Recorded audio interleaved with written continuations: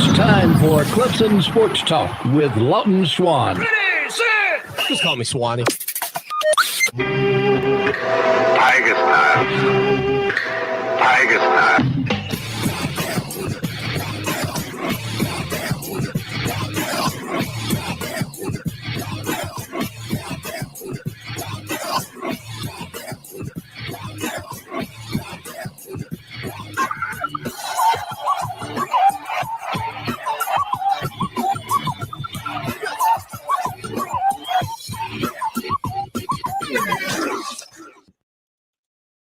Finally, Clemson Sports Talk has come back to Drive Time. Hello, everybody. Lawton Swan back in the saddle. Once again, it is the show that shakes the Southland.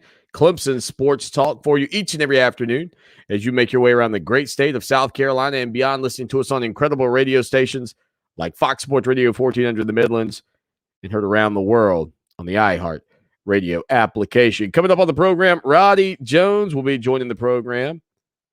Can't wait to catch up with him and get his thoughts on the second rendition of the college football playoff rankings. Yes, they came out last night. Again, the college football playoff rankings, a much, I don't think the word is ballyhooed. I think they are much criticized at this point. Again, you know, there's just a lot to it. And I read a couple of articles on the topic and just thinking through a couple of ways to think about it. You know, one of the comments that I think people have is how Alabama, who survives against LSU this past weekend, versus Cincinnati, who survived against Tulsa. In one scenario, the survivor, LSU, is given some sort of level of credence because they hung with the mighty Crimson Tide, while yet Cincinnati, in a similar respect, is knocked down. And I know they went up in the poll to number 5 because of Michigan State losing. But it is amazing how two teams who have a similar game in some respects, tight ball game, they're at the top of the rankings against whatever competition they're playing. In one sense, it's the depth of the SEC. And in the other sense, it's the, oh, man, Cincinnati, they're just not that good. So, again, I'm not here to tell you that Alabama doesn't deserve to be in the top 4, that they're not one of the top 4 teams in the country. And I'm not here to tell you that I think Cincinnati necessarily is. But I am here to tell you that there's a difference in how teams are thought of and evaluated across the country. Whether you agree with it or not, that is the case. And some teams are propped up by their leagues and other teams are not. And in this scenario, LSU would be and Tulsa would not be, by, you know, just the way that they played tight against Cincinnati. So, again, one of the other things that I think has bothered some people is Michigan State being behind Michigan this week. And I know Michigan State went out and lost to Purdue, but how can you talk about teams and their body of work and what they've done when just 2 weeks ago, you can't say unequivocally you believe that Michigan is better offensively and defensively than Michigan State when it's not an eyeball test. There was an actual result, and it wasn't a result that took place months ago. It was a result that took place 2 weeks ago. And so, again, to have Michigan ahead of Michigan State that quickly, to me, flies in the face of what we saw last week, where this committee seemingly continued to stand on, hey, head-to-head results.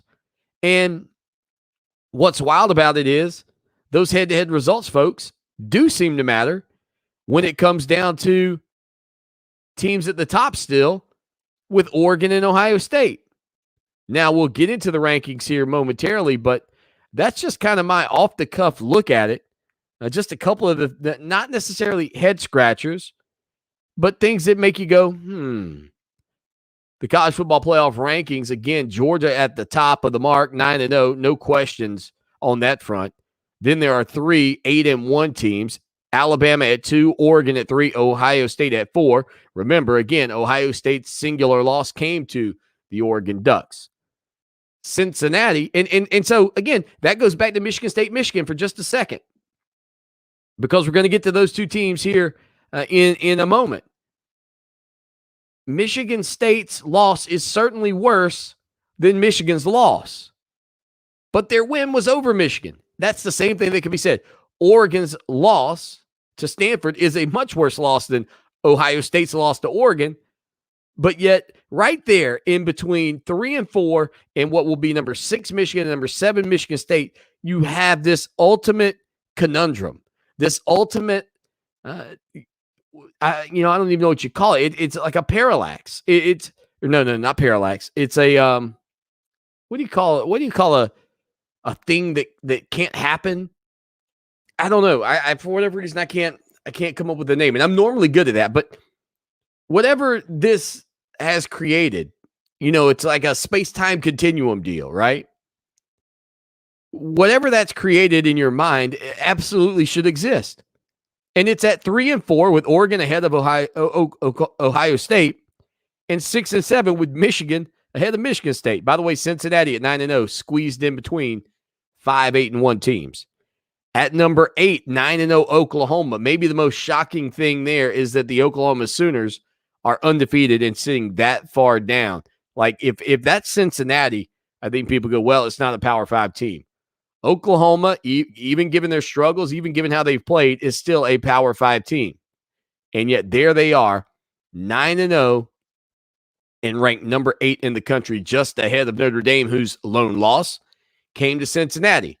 And what might be scary for some at this point is the fact that the Notre Dame Fighting Irish might continue to win and creep on in to the college football playoff for a date with the Georgia Bulldogs, which I don't think anybody believes at this point would go well. I actually heard somebody say the other day, they said, man, nobody can play with Georgia. Nobody can touch Georgia. And I got to tell you, your Clemson Tigers, that everybody in the country apparently can hang with and can touch and stay in the ball game. That might be the only team that hangs with Georgia this entire season. I know they still got a potential matchup with Alabama looming in the SEC Championship game, but at this point, there is a team that has hung with the Georgia Bulldogs. It's just a team that's not ranked inside the college football playoff top 25, the AP top 25, or even the coaches top 25. And that is, folks, your Clemson Tigers. Now, moving on down the list, Oklahoma State rounds out the top 10 at at 8 and 1 on the season. 11, Texas A&M. They are 7 and 2. Wake Forest checks in at 12 after their loss. They are now 8 and 1. Baylor 13. BYU checks in at 14. Ole Miss is 15th. NC State 16th. Auburn at 17th. Then you have Wisconsin at 18th. Purdue at 19th. Iowa at 20th. Pitt at 21st. San Diego State 22nd. University of Texas San Antonio, the Roadrunners at number 23. They are 9 and 0. Utah checks in at number 24. And Arkansas comes in at number 25. 803-450-0086. Again, text line, phone line, be a part of the program anytime, any place, anywhere. Put the .com on it, doggone it, when you go to the website. That's ClemsonSportsTalk.com. Last week there was also the case study of the top the top team with no losses, 1 loss, 2 loss, 3 losses. This week, the top no-loss team, of course, out of the SEC, Georgia. The top 1-loss team out of the SEC, Alabama. The top 2-loss team, again, out of the SEC, Texas A&M at 7 and 2. The top 3-loss team, again, out of the SEC, Auburn at 6 and 3 at 17th. So again, that pattern continues to hold firm for the SEC. They are the top at each one of the levels as it pertains to the number of losses that they have. And look, I don't think you have to be some kind of Einstein or statistician to understand how that can impact and affect the rankings of your league and the belief in what your league is. For foul or fair, for right or wrong, it does stack that conference as being the best league based off of who you played and the losses, et cetera, because of where they put them. And again, Has the SEC earned that level of respect? Probably so, just given the nature of what they've done through the years. But when you sit there and every single time, you're telling me that the best 2-loss team has to be from the SEC, the best 3-loss team has to be from the SEC, like that to me kind of builds in some of those conversations and creates those conversations that people want to have about bias. And again, if the SEC has the top undefeated team, that's fine. I would even make the argument if they've got the top 1-loss team, that's fine. But man, if you are another Power 5 undefeated team and you're sitting there behind that 1-loss team, that to me is maybe the more telling thing. Like if you're an Oklahoma fan, that really bothers you. I mean, at this point, if you're an Oklahoma fan, you're probably trying to figure out why Texas A&M at 7-2 and number 11 just isn't ranked ahead of you.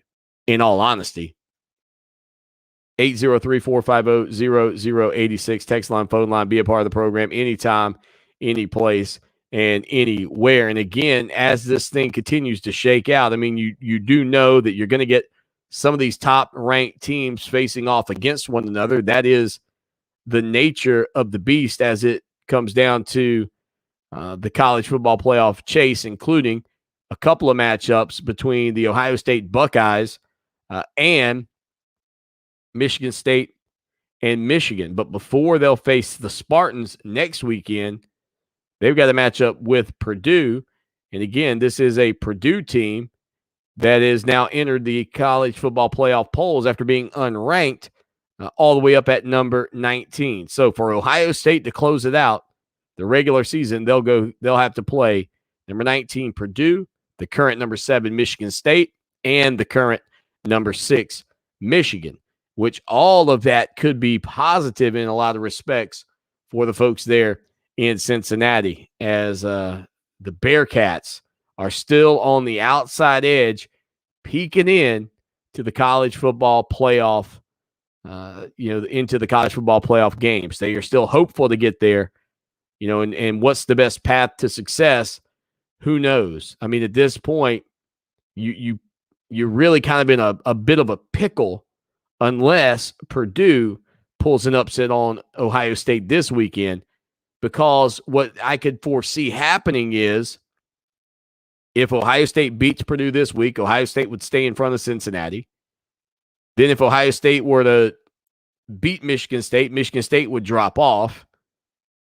But if Michigan State beats Ohio State, they are likely to pass Cincinnati, one might think.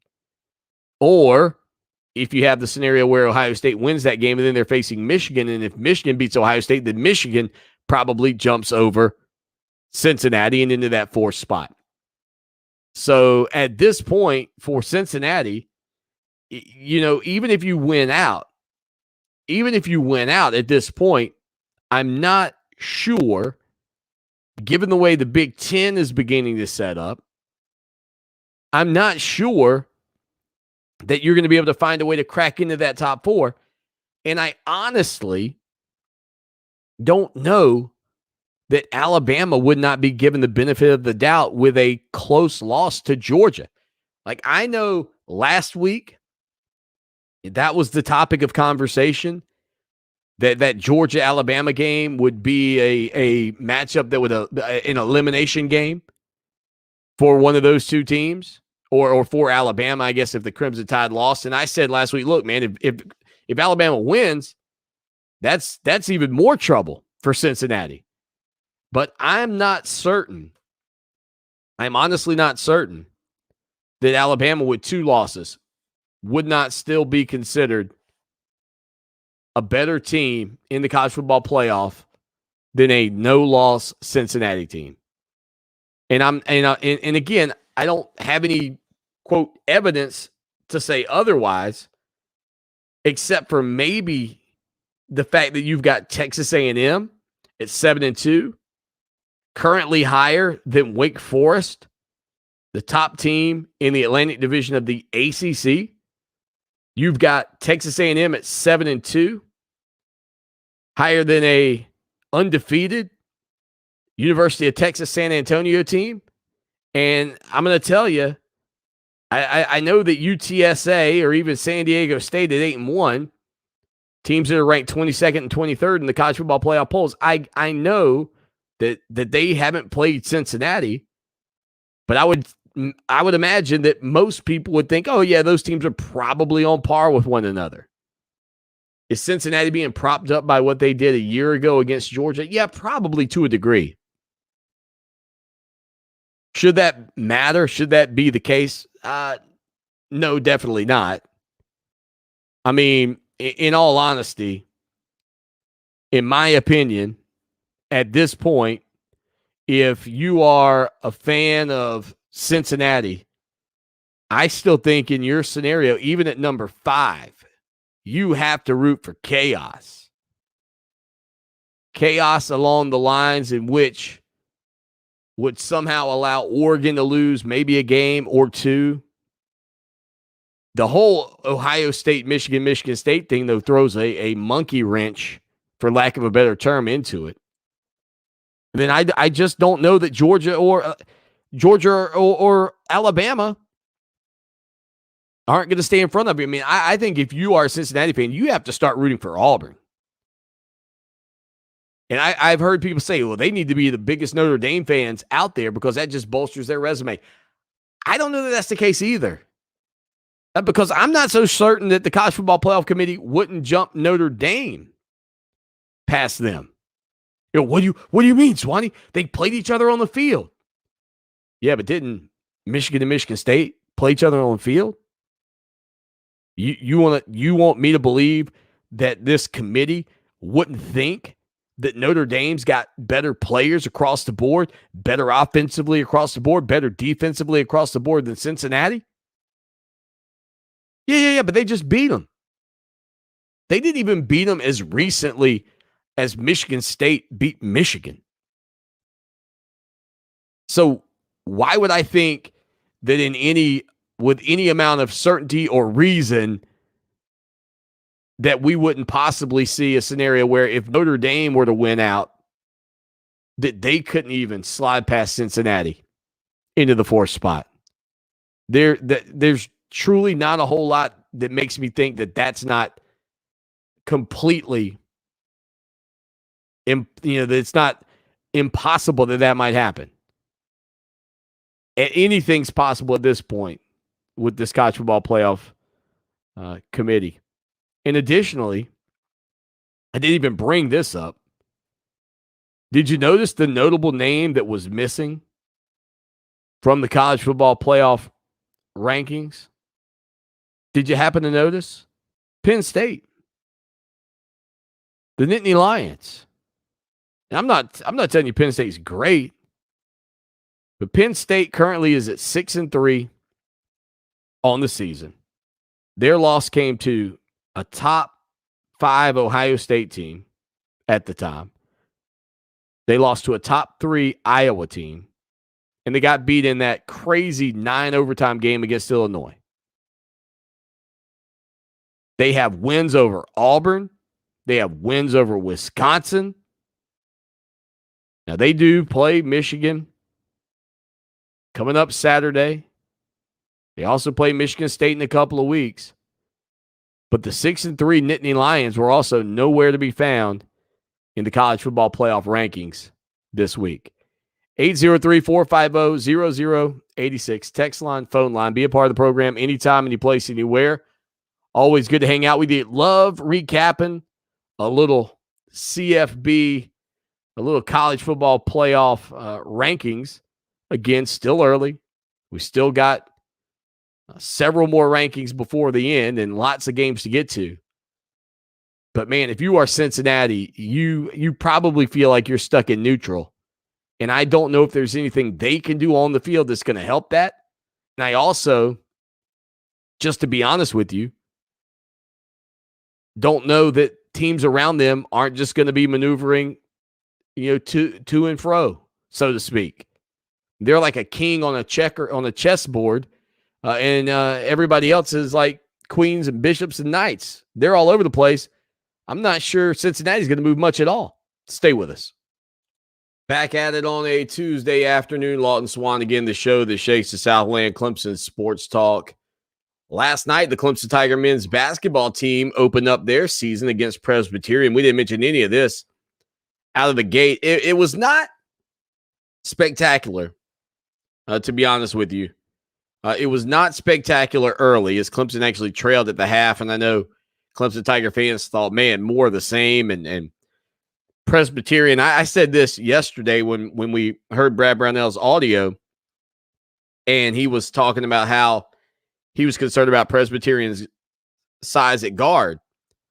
Then you get to the half, and Presbyterian's up 8 and playing really well. Well, fortunately for Clemson, they would take a lead 43-41 on a P.J. Hall bucket, his first of the day, a follow-up jam. The Tigers would continue to hold on to that lead and ultimately come away with a 64-53 victory over Presbyterian. They will play Wofford, the Wofford Terriers. How about them Terrier dogs? That's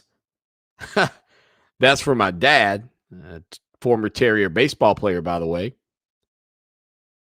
But they will play the Wofford Terriers coming up on Friday night, Clemson and Wofford in Littlejohn Coliseum. And I know that so many Clemson Tiger basketball fans are just hoping, almost praying at times for this to be the year where they play really well, and then to struggle like they did against Presbyterian was not fun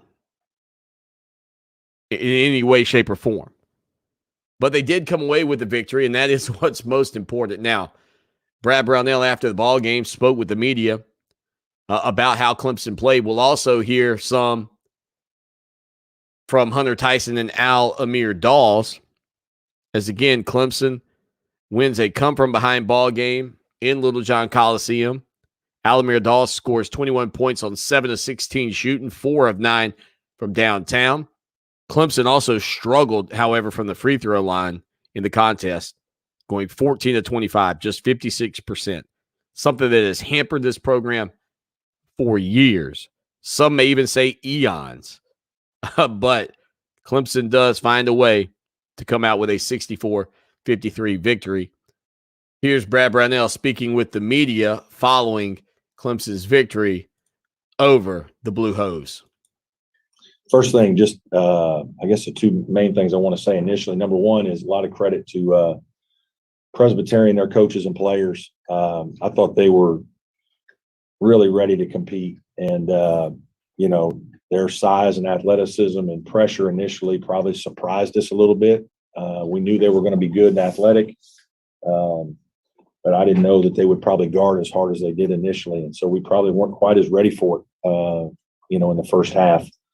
Thought we made some adjustments, and that was really good, and played much better and played a really good second half. Second thing, just want to really thank our students for coming out. I thought their turnout was outstanding. Hope to see them again on Friday and Monday because their energy level really helped us when we were struggling.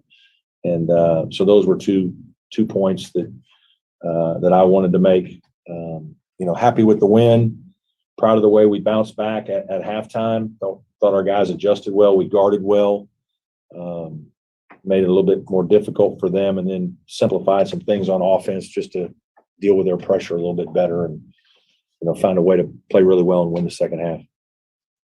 Again, Brad Brownell following Clemson's victory over Presbyterian, and it really was about the second half, and maybe more so about the second half defensively. And here's what Coach Brownell said that his team did to adjust at the break.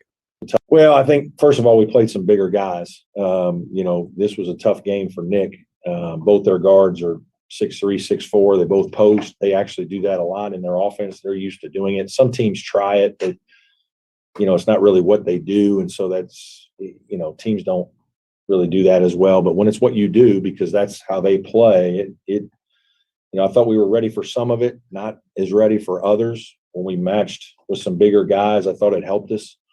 And then at one point we backed up our pressure a little bit and just did a better job of containing the ball. And again, I thought defensively, we were decent most of the night, but we were really good in the second half.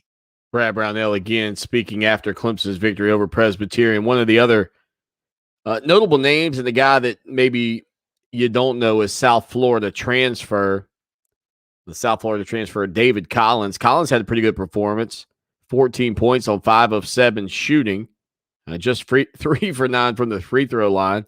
But he also had 7 rebounds and 3 assists in the ball game. And Brad Brownell was asked about David Collins' play and also the play of Chase Hunter in this ball game. Absolutely. And I thought Chase Hunter played well tonight. He didn't play as much. I probably needed to play him a few more minutes, but he made a couple really good passes. He fed PJ for a play in the first half. He gave a great skip off a pick and roll, dragged it down and skipped for 3 to Al in the corner. He had a great pull-up that just went in and out. He got fouled on a play that we called where he came off a back screen and made a couple free throws. So I thought he did some good things. He's a little bit bigger guy, 6'3", can play the 2 guard or the 1 and help us with size that way too. So there you go. Some of Brad Brownell again from yesterday evening up in Tigertown as Clemson came away with a victory over Presbyterian 64-53. The Tigers now 1-0. They will take on Wofford on Friday. 803-450-0086. Text line, phone line. Be a part of the show anytime, any place, anywhere. By the way, we got some of your calls coming up. Plus, hoping to get connected with our buddy Roddy Jones in hour number 2. So we'll see if we can't get hooked up with Roddy here on the program as well. On a nice. I mean, listen, I don't know what that was the other day. We had like a little winter weather come through, but now, man, it's we got a little nice fall weather again. So I'm enjoying the day that we've had, or at least the weather that we've had today here in the Midlands. The bad part is, of course, that it gets dark early. That's the only thing, man. At least you don't have to do yard work. At least the grass isn't growing. I can't imagine, man. We'd have to have headlights on all the lawnmowers if this was the time that the grass grew in the state of South Carolina. Fortunately, it's not. We'll hit a quick break. We'll come back. We'll hear from Alameda Dawes and Hunter Tyson right after this. Clemson Sports Talk, the show that shakes the Southland, the people show. We got some of your calls and texts coming up here on the program in just a few minutes. But again, still taking in Clemson's victory over Presbyterian to open the season. We'll try to give you some of this audio each and every week, simply because I know a lot of you don't have time to sit down and do it, and you're in your car and you're traveling. And so we try to do that for you, give you as much as we can. Hunter Tyson and Alameda Dawes spoke with the media after the ball game, and they were asked about, the play for this team in the first half where they trailed Presbyterian at the break versus the play in the second half. During the first half, I wasn't really quite working hard, but when we regrouped during the halftime, I just had to. We had got a speech from my coach, and basically he was telling us to just push it, and you had to work harder, and that it was going to be tough because our first time with the crowds back. So I just had to have that mindset to just work even harder, and then once that happened, I was able to be hot. Again, that's a unique thing about this past, I guess last night, but really about this season is, fans are back. And that's something that these players really have not been accustomed to. Fairly empty arenas across the board last year collegiately. Hunter Tyson was also asked about the focus during halftime of the team to be able to come out and play the way they did in the second half. I wouldn't say that. I think we really just banded together. It was really guys on the team that were talking when we first got into the locker room, just saying, this is unacceptable. They were playing harder than us, and we said that's not what we're about. We like to be the hardest playing team every time we step on the floor. So we really just came together. Coach Brownell said we got our jitters out the way. It was time to go in the second half and, play how we know how to play and go win a game. So again, two of Clemson's star basketball players, Alameda Dawes and Hunter Tyson, meeting with the media. And they were also asked about the nervousness of tonight's game and playing their first official game of the 2021 campaign. Yeah, I think first game of the year, there's always going to be nerves, no matter what. So guys just got to get in there, get into a rhythm and just play basketball. That's all it is at the end of the day. Now, one of the more compelling things to think about from the standpoint of this team is the fact that there's been so much changeover, whether it's guys transferring out of the program. I mean, on and on and on. All of the changes that have taken place and really learning to play with those new guys when you don't have a big preseason. I mean, you just kind of get the exhibition game. You certainly get to play a couple of games against teams behind closed doors, but you just got to jump you got to jump into it. And here's what the guys had to say about that fact. We just well connected. We communicated well with each other. We came together, and that was the big reason why we came down that second half and was able to pull out the game.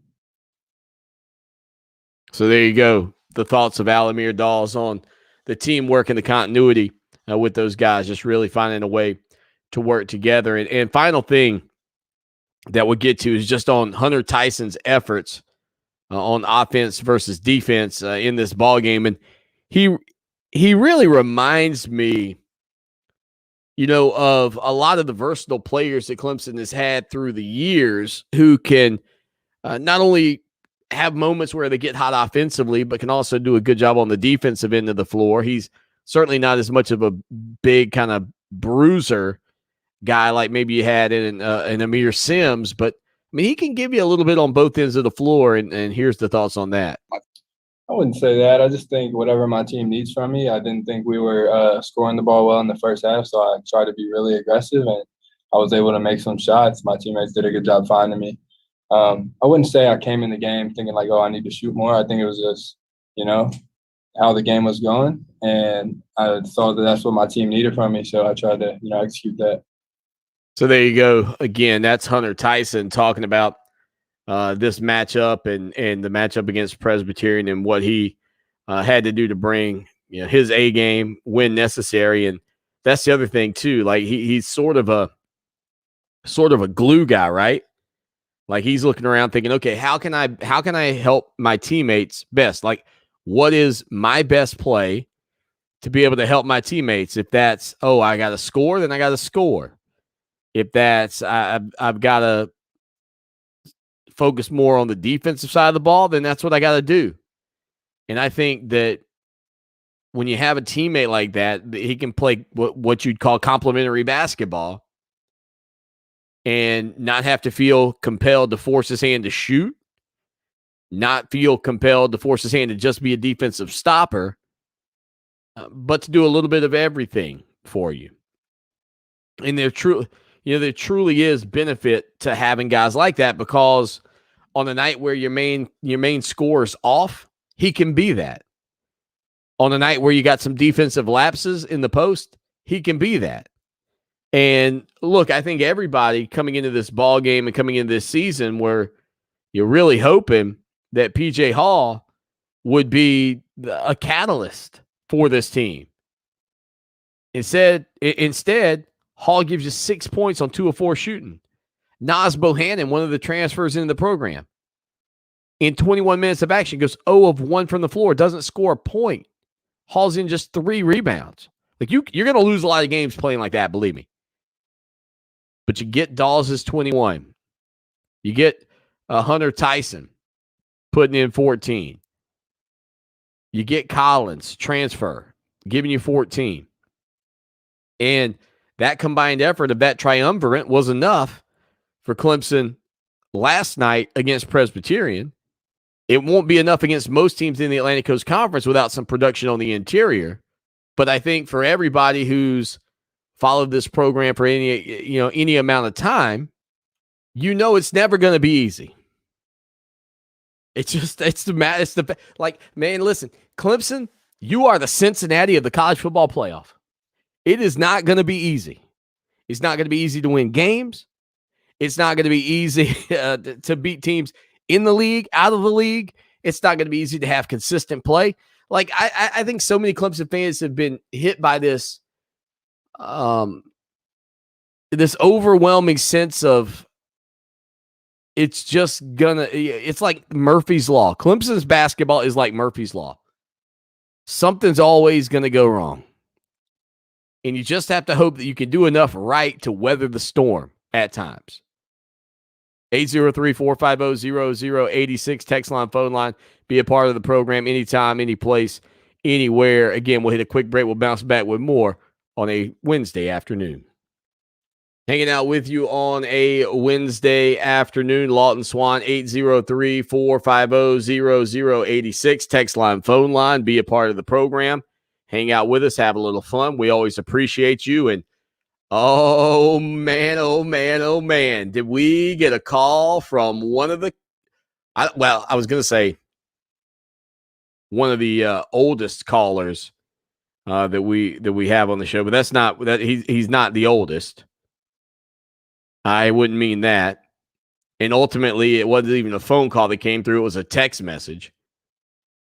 But those of you that have been around the program for a while know one of our most loyal listeners for a long time was a South Carolina Gamecock fan named O-Line. Well, O-Line has not been on the line in a while.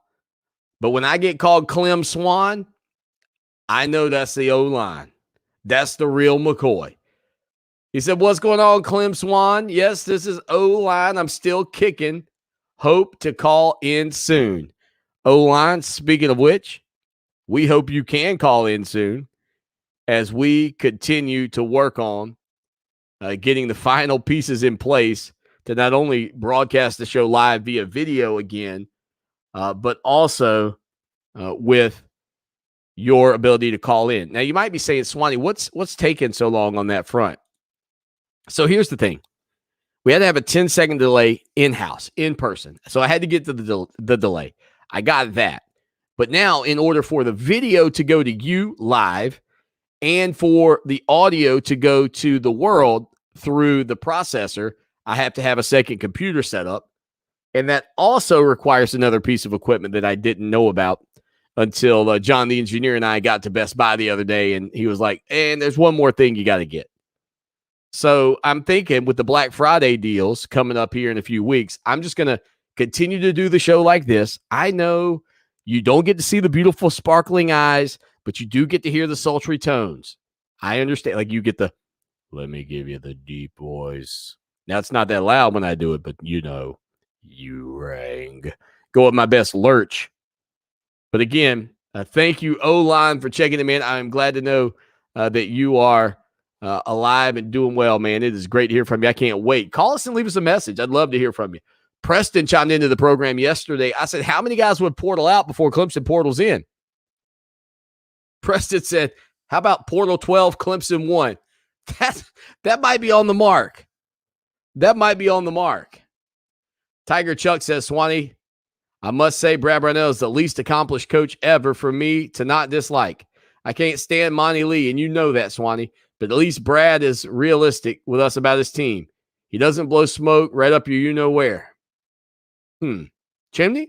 He says, however, now that football is finally having a down year, I think people's patience for mediocre basketball will run out.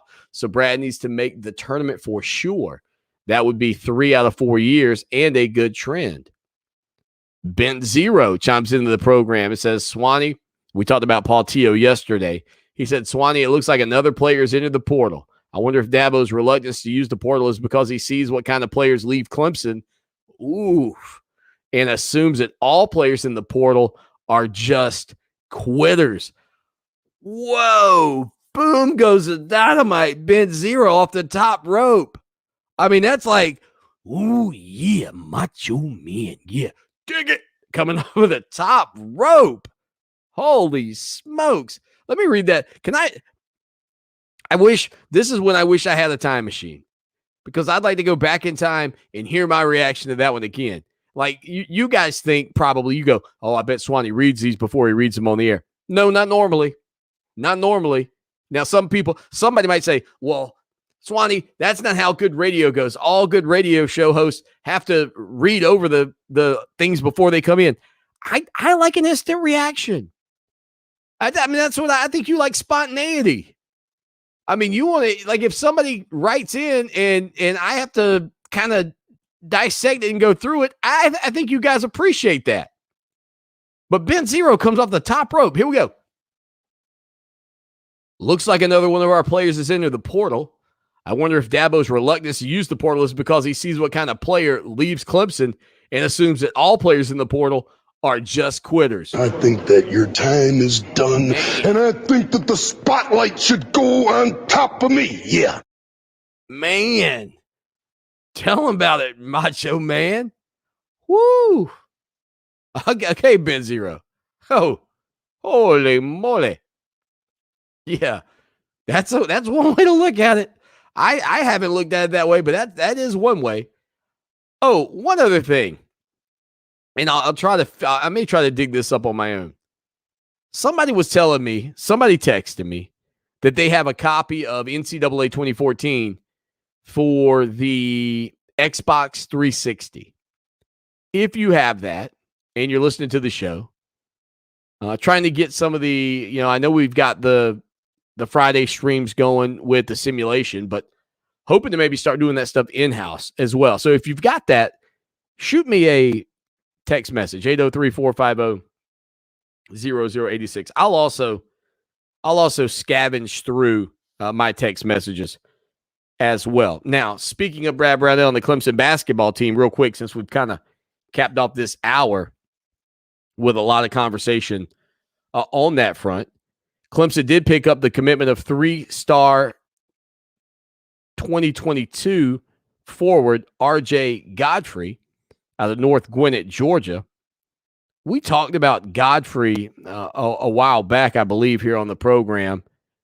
He is the third member of Clemson's recruiting class, joining Chauncey Gibson and forward Chauncey Wiggins. Again, RJ Godfrey picked Clemson over Georgia, Texas Tech, Utah, Ole Miss, and Georgia Tech. He is the son of longtime NFL linebacker Randall Godfrey. And I feel like, if my memory serves me correctly, I feel like he has a brother who is also a basketball player, but I'm going to have to do a little more digging on that. I honestly, off the top of my head, is also a football player. I'm going to have to do some digging off the top of my head. I just honestly don't remember that. Hour number 2 coming up, hopefully with Roddy Jones. Stay with us. It's time for Clemson Sports Talk with Lawton Swan. Just call me Swanny. Tiger style. Tiger style.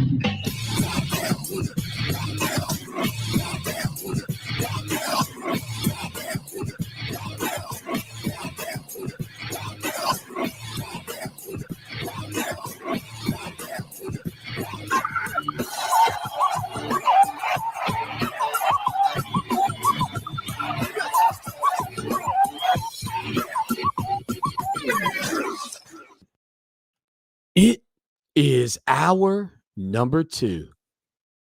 That's drive time right here on the show that shakes the Southland. Clemson Sports Talk. Lawton Swan with you. Doesn't look like we're going to be getting up with Roddy Jones today, but you never know. I could get a text message at any moment, and if we do, we'll try to get him on here in hour number 2. Always love his insight. Again, you know his work from SiriusXM and the ACC network. He is the color man that goes alongside the play-by-play man, Wes Durham.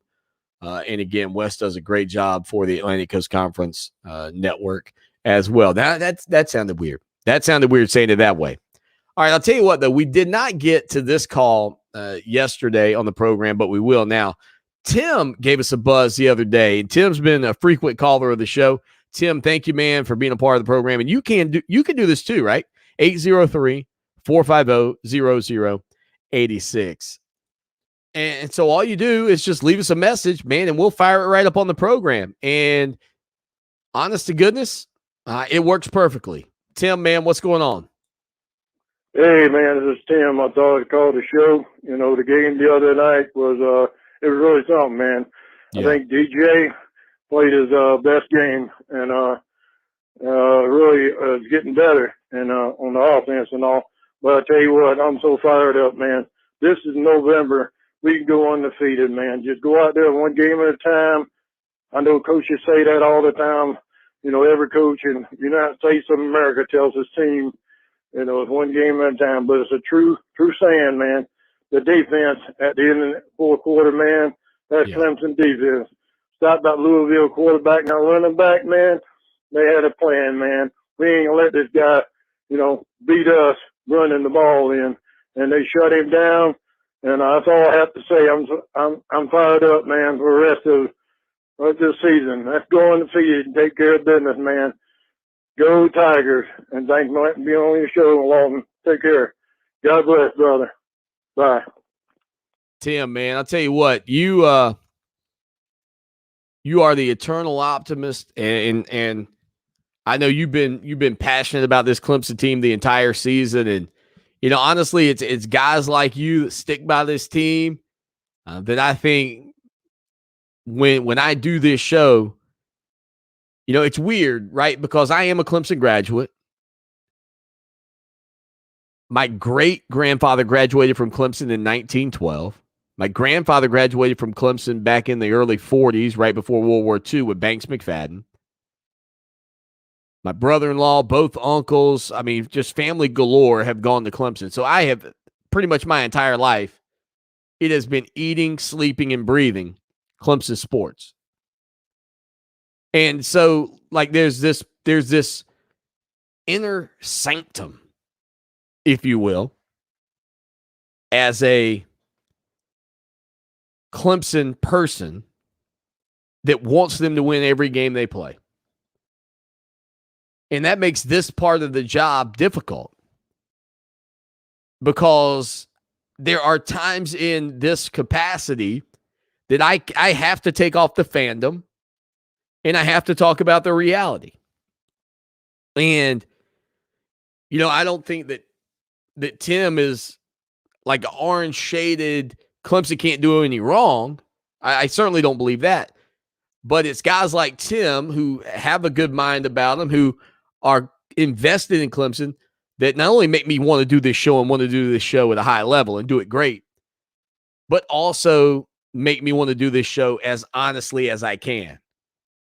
Because if this show ever becomes about, and this is my thing, like there are a lot of shows out there and a lot of hosts out there that are just going to say something to say it. And that they just want to stir the pot. They just want to get phone calls. They just want to, you know, and you know who these hosts are. Some are national, some are local. I mean, you know this. My business has always been in honesty. And my business has always been in giving you my honest thoughts and assessments on what we see each and every week from your Clemson Tigers. And if I were told, and I've always said this, right? And I have always said this, not, you know, the $1 million man, Ted DiBiase, always says everybody has a price. So there may be a price where this could change. But I've always said, look, if somebody came into this room and said, listen, Swanny, here's what you got to do. You have got to be more controversial. You've got to start saying things that go against the grain in the norm. I don't know that I would want to do that. Like some of the things I already say go against the grain for some of you, go against the norm for some of you.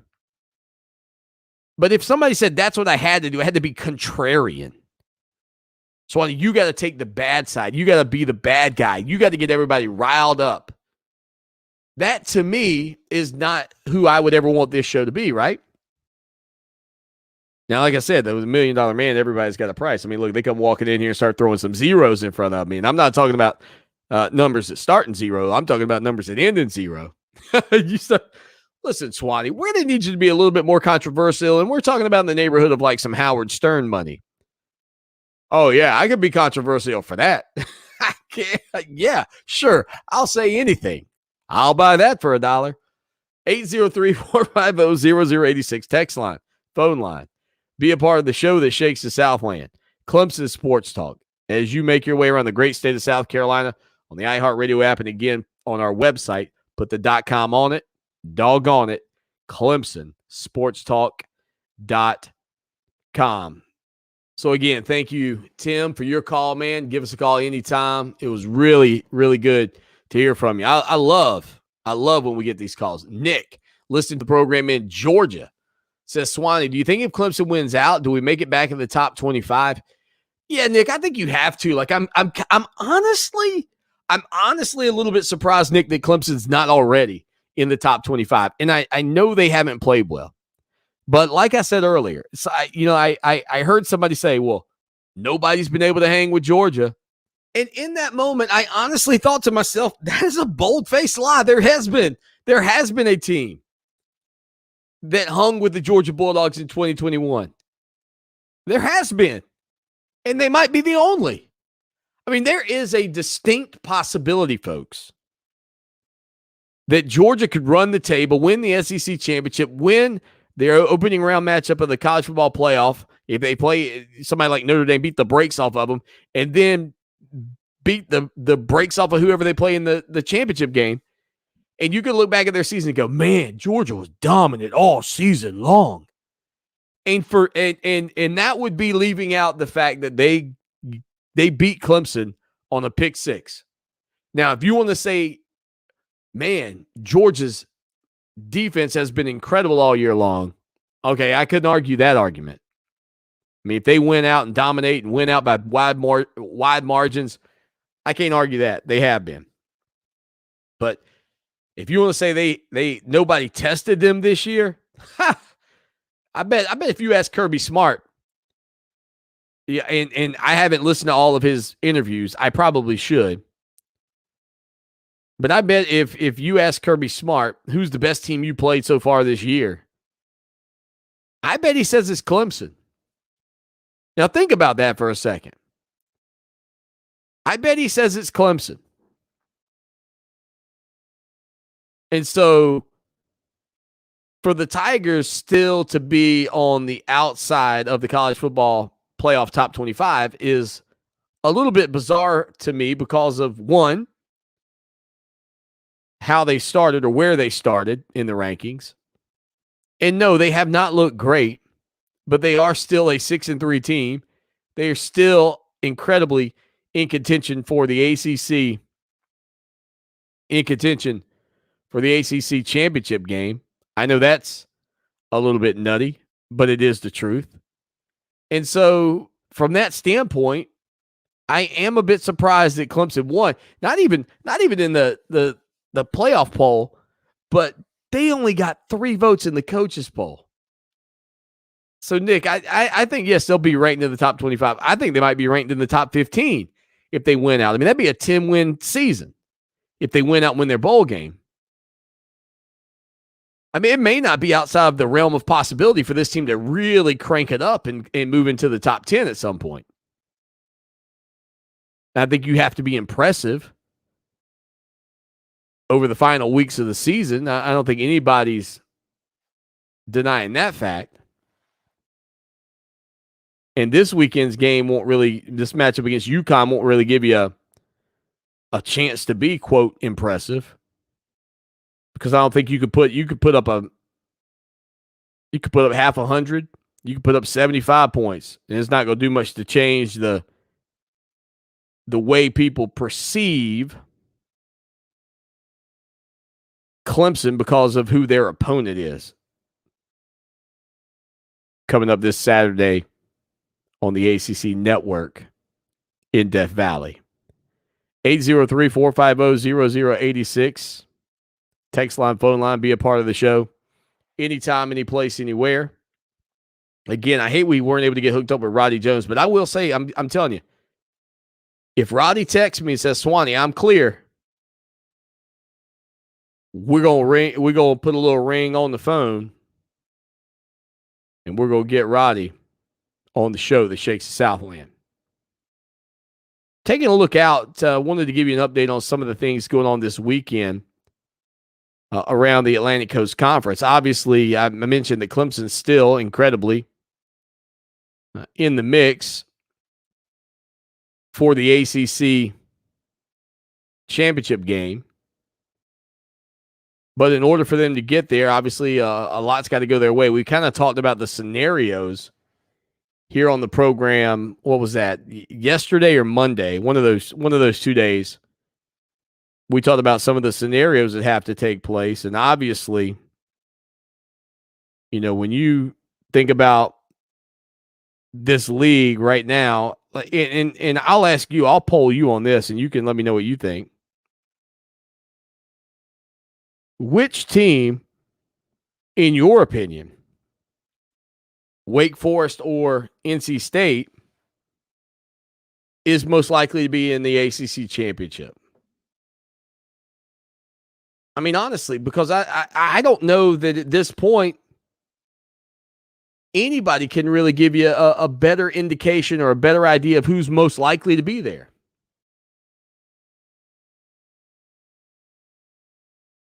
Certainly, the outcome of their matchup dictates a lot of that. It may actually dictate all of that. Well, not necessarily, but it could, I guess, in some respects.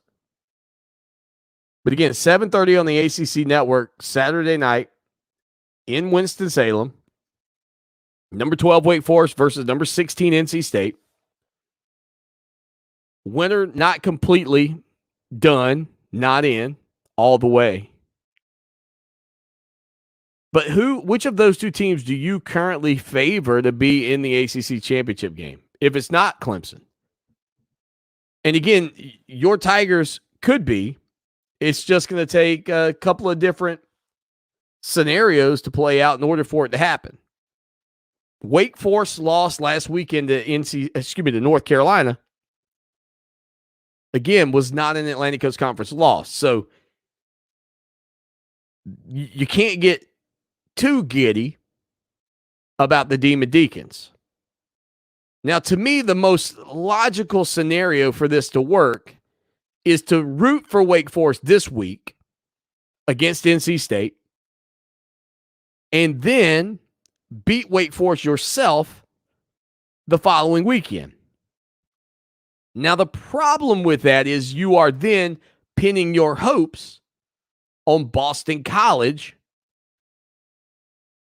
beating Wake Forest, and in that scenario, believing that NC State also loses either to Syracuse or North Carolina.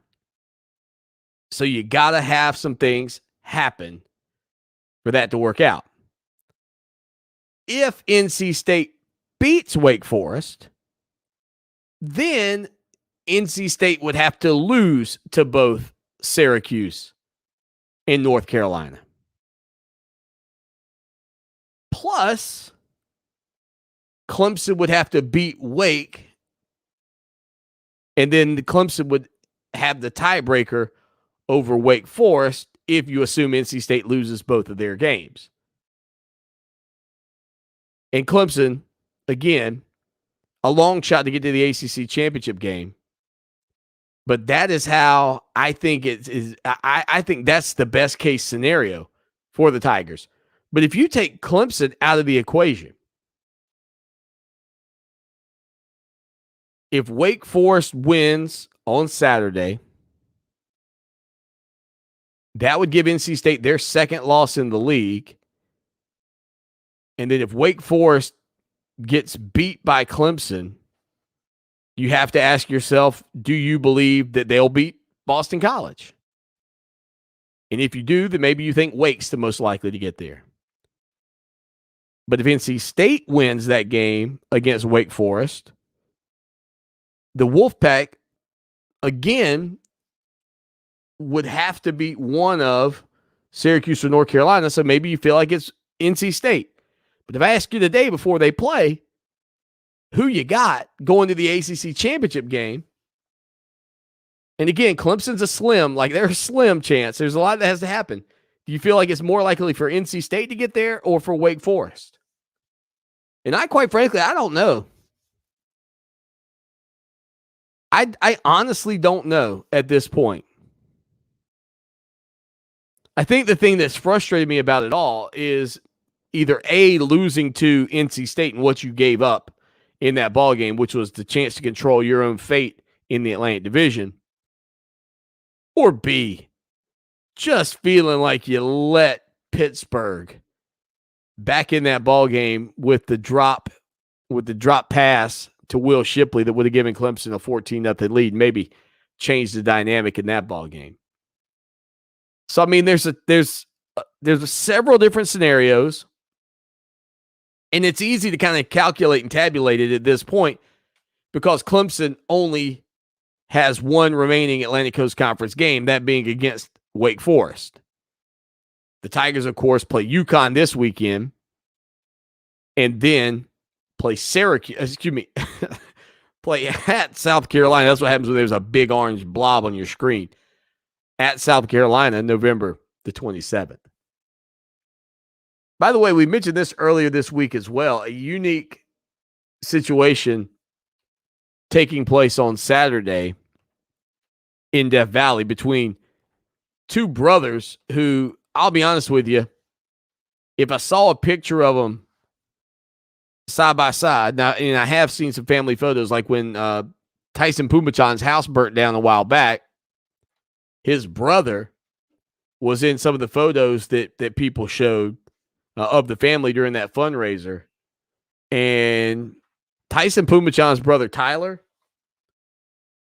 those two guys look a lot alike. Now, he hurt his left knee during the Huskies' loss to Vanderbilt back in October. But he is expected to be there on Saturday. Tyson Pumachan was asked about it earlier this week. He said, it's not weird at all. I think it's a unique experience. I don't know too many guys who get to play against their brother at the collegiate level. He says it's going to be fun for me going out there and competing, knowing he's on the other side. We talked last night a little bit. He's excited and I'm excited, and it's going to be fun. Again, Tyson Pumachan and his brother Tyler going to be on the gridiron in Death Valley. How about this? The word I was looking for earlier. Thank you, John. In Archdale, North Carolina. Paradox. Paradox. I think I wanted to say paradigm. Paradox. Yeah, it can't happen. That's it. Thank you, John. The problem is now I can't remember what the paradox I was speaking of was. That's just my luck. Dumb luck, you might say. Literally. Stay with us. Rolling along on the show that shakes the Southland Clemson Sports Talk. Yeah, I was talking about the path to the ACC Championship Game in the Atlantic Division. I have no idea. I have no idea in the Coastal. None at all. I can tell you this. Thursday night, though, North Carolina at Pitt, a 7:30 start on ESPN. Heinz Field, that'll be the place where the 21st ranked Panthers will take on the Tar Heels. On Saturday, here are the matchups. It includes Clemson opening things up on the ACC Network at noon. Syracuse is at Louisville. That game regulated to ESPN3 at 12 o'clock. You've also got Miami at Florida State, a 3:30 start on ESPN. I'll come back to that one in a minute. Boston College at Georgia Tech, a 3:30 start on ESPN3.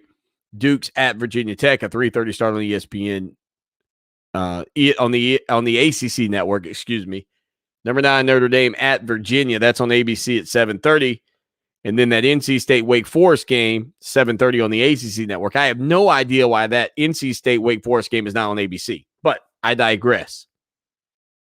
Couple of quick things. One, if Duke beats Virginia Tech, man, there is no way. There is absolutely no way that Justin Fuente continues to hold on to his job at Virginia Tech.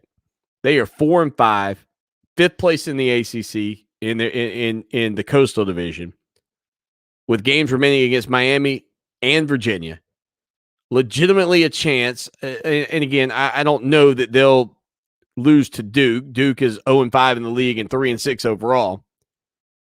But if you lose to an 0-5 team and you drop to 4-6, and then you lose to the final 2 games and you go 4-8, I think you're being fired. And here's the thing. I thought that Shane Beamer at South Carolina would eventually get a chance to be the head coach at Virginia Tech. And I thought, in my wisdom and my all-knowing powers, that it would take him several years to turn things around at South Carolina. And I am not going to try to pretend with you today that South Carolina is turned around, because Gamecock Nation, you need honesty, and it is not. It is still a fixer. It's a fixer-upper. But it sure feels like they've at least redone the kitchen, which is helping a lot, right? So, if South Carolina beats Missouri and becomes bowl eligible, and if South Carolina manages to upset Auburn or not, or upset Clemson or not, I don't think will matter, because the bigger story will be the fact that Shane Beamer got this team bowling in year one. But the problem I foresee is, what if the Virginia Tech job comes open? Now, I'd have to do a little digging to find out just the Frank Beamer situation and the feelings and the vibes and all of that. But I can't imagine that, even with the time that Shane Beamer spent in Columbia previously, that even with this opportunity and this being the school that gave him his first chance, and on and on and on, that comes along with that, would necessarily be a job that Shane Beamer would say, I think that I can be more successful in Columbia than I can in Blacksburg. And I mean, and honestly, that's the thing I think you have to ask yourself. He is a former Virginia Tech football player. He is a former Virginia Tech assistant coach. His father is the most legendary coach in that school's history. He would have the buffer of Justin Fuente between his father and himself. And I know, South Carolina, you want to believe that you're a bigger and better program than Virginia Tech. But I don't think long-term success at South Carolina is easy. I don't think long-term success anywhere is easy. But I do think if you are Virginia Tech, you've got conference championships. You've played for national championships. And you've got a legacy that doesn't overshadow your program the way Bobby Bowden's legacy sort of loomed over Florida State. And I feel like you'd have a fan base there that would say, let's do it. Let's do Beamer ball again. And I think they were loyal. First off,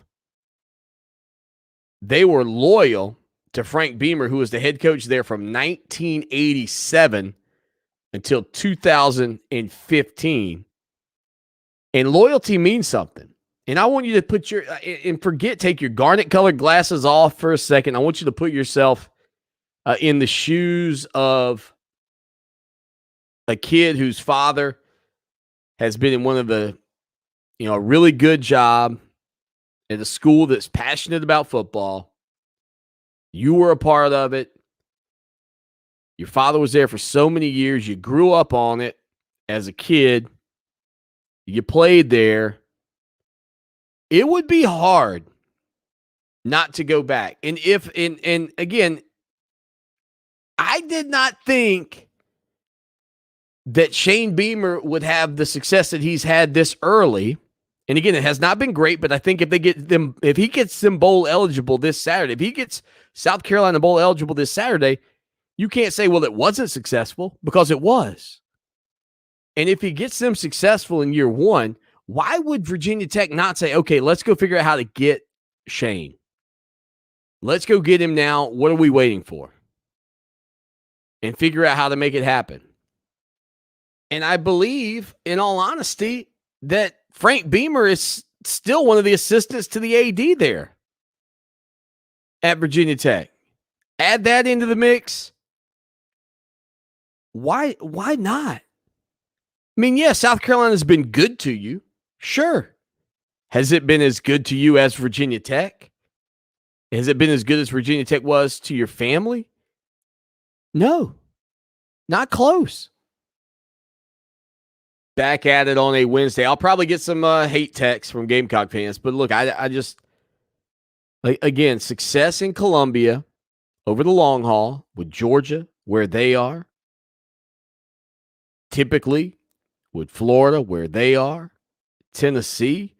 Again, I've always kind of said that South Carolina, the biggest problem you've got is that you're probably fourth if you're playing your best. If everybody around you is playing their best, you're probably fourth. You should be ahead of Missouri. You should be ahead of Kentucky. You should be ahead of Vanderbilt. Georgia, Florida, and Tennessee are probably going to be better than you most years. Virginia Tech, on the other hand, legitimately has a chance to be the best team in the ACC Coastal Division year in and year out. And I didn't even get to the point that I wanted to get to, speaking of the Coastal, which is Miami, and the fact that Miami and Florida State are playing this weekend. Can you believe we still haven't seen those two teams in the ACC Championship game? I mean, that when they came into the league in 2004, I mean, that was the plan. It was going to be Miami and Florida State. You were going to get that matchup over and over and over and over and over. They were going to dominate and over and over. Nope. Has not happened. Not yet. That is incredible. Obviously, it's more Miami's fault than Florida State's. At least the Seminoles have been there. 803-450-0086 text line, phone line. You know, Clemson's social media department, they crush it. And there's a reason that they were sort of out in front on that stuff. And one of the top in the country, no doubt, almost 1 million followers already. But they put out a video. I guess, earlier today. Whatever 20 hours ago was. Was that yesterday evening? And it's a mashup of audio from Clemson's win over Louisville and Brent Venables talking about the red zone defense. And I saw somebody tweet, they said something along the lines of, man, if this doesn't get your, not make your skin crawl, give you chills. There you go. If this doesn't give you chills, nothing will if you're a Tiger fan. Just listen to this. I don't know if it'll come across as well on radio as it did watching it on social media, but just check this out. I think the best thing that they do, the more pressure situationally there is, the better they respond. Wow. On the 2-yard line, 1st and goal. In those situations, man, they don't flinch. 3rd down and goal, 39 seconds to play. The harder it is, the better they play. Cunningham on the move. He gets stuck and stuck. It's Mickens again, and that brings up 4th and goal. They're not afraid of them. They look it dead in the eye. Take the shotgun snap with 15 seconds left. Coming right side, looking for the corner of the end zone. Won't get there. He's dropped at the 4. Clemson makes a goal line stand.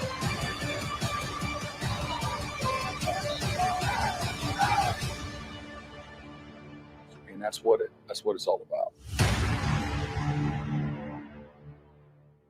Yeah, so I don't know how that came across for you in your car. But I can tell you, watching it in the studio, yeah, that's good stuff. And that's where our fourth quarter intro, yeah, the show's fourth quarter. That's where our final segment intro music came from. It was one of those original Clemson football cuts, and I was like, dude, that's the final segment. That's what I want right there. And we went out and got it. 803-450-0086. 803-450-0086. If you want to watch that, I'll tell you what I'll do. I'll make sure. I can't remember if I already retweeted it, so I will go check my feed right now. Again, on Twitter, we are at Clemson sports, and I don't see it, but what I will do, I'll tell you what, when I get a minute, I will jump over to the Twitter sphere and retweet it because it is jam up. Absolutely jam up. 803-450-0086. And I love some Brent Venables. I mean, he is something else to cover. First off, because of his candor. I just think I think he's an honest guy. And if you stink, he's going to say you stink. And if you're great, he's going to let you know you're great. And so for me, thinking about Brent Venables in that respect, I say to myself, okay, well, what do or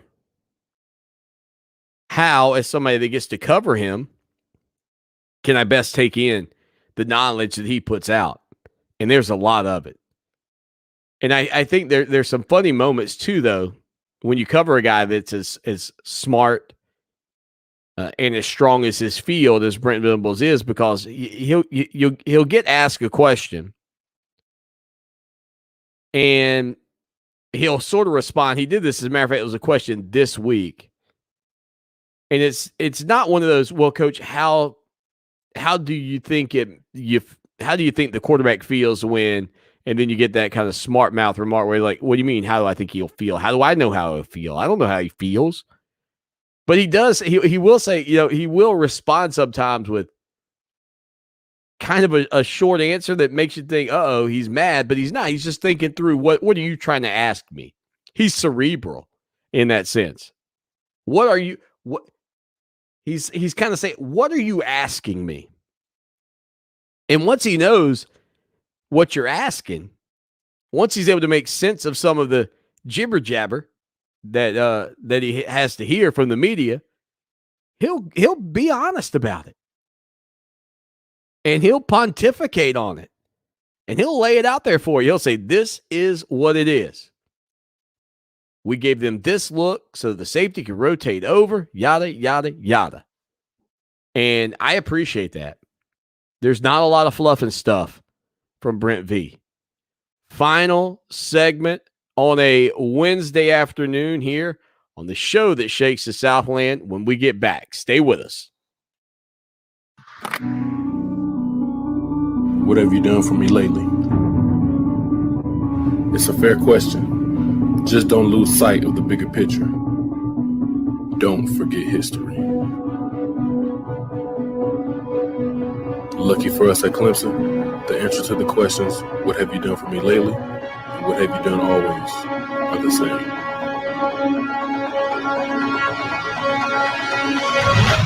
We win.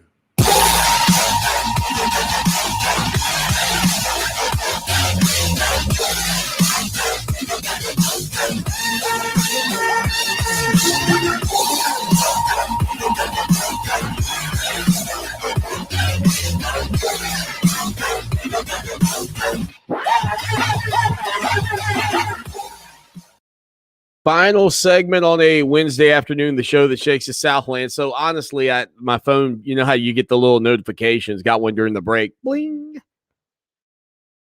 announcing the sexiest man alive. And I'm honest, I opened it expecting to see myself. I did not. Apparently Paul Rudd, this year's winner. I mean, I've probably been number 2 for at least the past 6-7 years since I started shaving my head, maybe more. But they had the sexiest man alive photos going back to 1985. They're then and now. And I said, well, let me just thumb through here during the break and see who's held on, who's not looking great. And so in 85, it was Mel Gibson. And honestly, looking at the new picture of Mel Gibson, looks like a young version of Santa Claus at this point.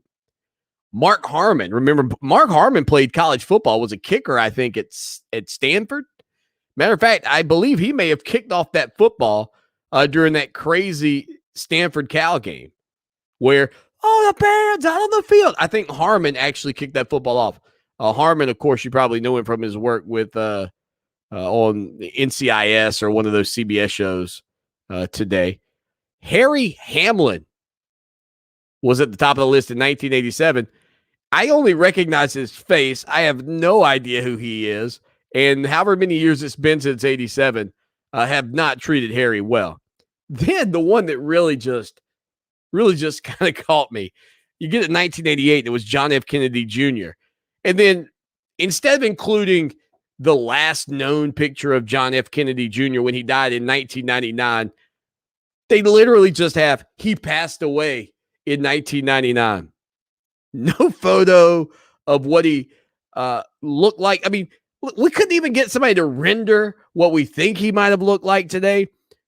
I mean, Sean Connery, we have him in 1989. They didn't even do him the service. He passed away a year ago. We couldn't find one archive photo to put in there of what Sean Connery looked like a year ago. Like, don't you think Mel Gibson wants to know what's looming? Tom Cruise, who was the winner in 1990. Patrick Swayze. Nope, we get he passed away in 2009. Nick Nolte. What? The next thing you're going to tell me is Gary Busey, whatever his name is.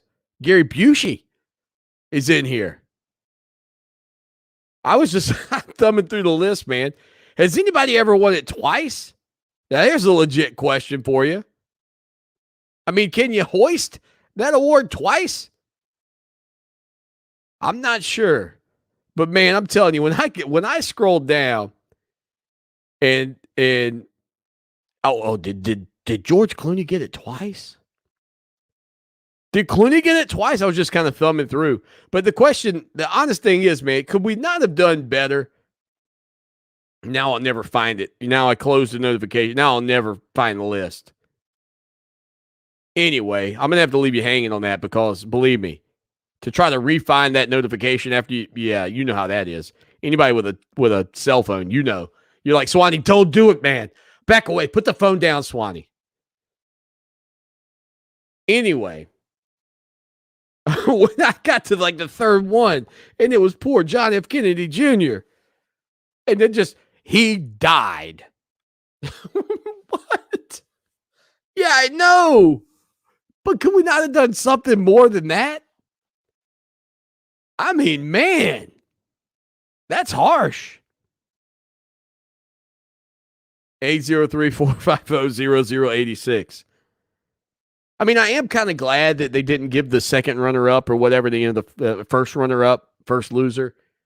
I mean, because I probably would have been in there several other times and would have been disappointed not to be. But then, now I just want to know, did George Clooney win it twice or not? I mean, come on. How can you have something open and then not find it again?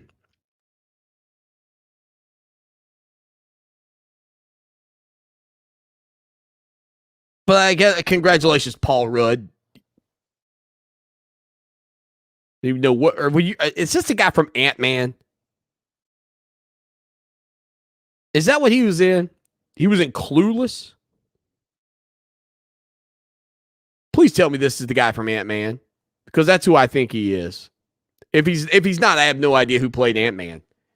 If it wasn't that Paul Rudd guy. Oh, well, off to do your own research.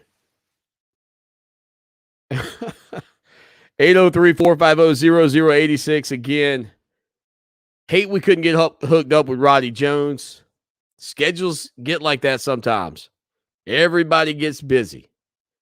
Again, the Clemson Tiger men's basketball team back out on the hardwood on Friday.